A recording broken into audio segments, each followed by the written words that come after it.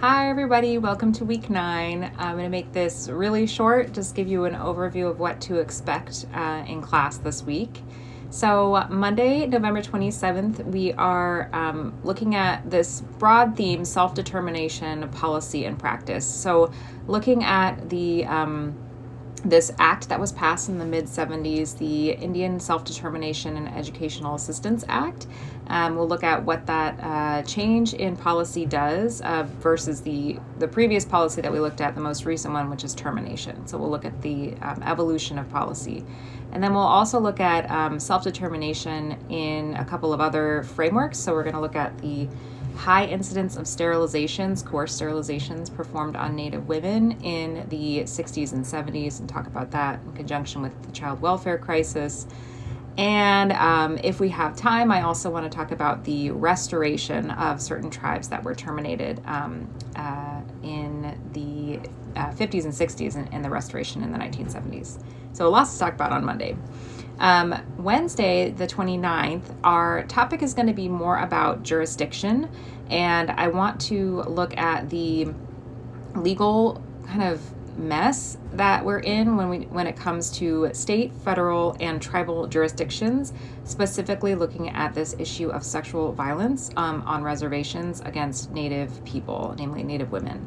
So we're going to be talking about that for the whole lecture discussion on Wednesday. And Friday, our asynchronous workday, we have the last readings assigned for the quarter. You don't have any readings for week 10. Week 9 readings are finishing up Bad Indians, so a small chunk of that book. One poem by Natalie Diaz, who is Mojave.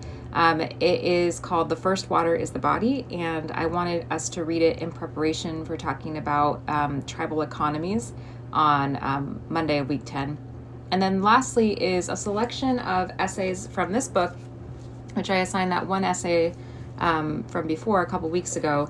These are 3 short essays written by Native teens who are active in revitalization movements in their tribes in Northern California. So I thought that would be interesting to bring us into the 21st century, looking at the efforts of California tribes. Okay, that's what's going on. There's one extra thing due this week, which is the reflection Padlet number 1. So with these Padlets, I really just wanted to give us a space to talk about the themes and connections you notice between your iSearch paper and the iSearch papers that you read. So just kind of a way for us to bring together all the research that everybody's been doing on their own and look at the connections that we might see within those very diverse topics.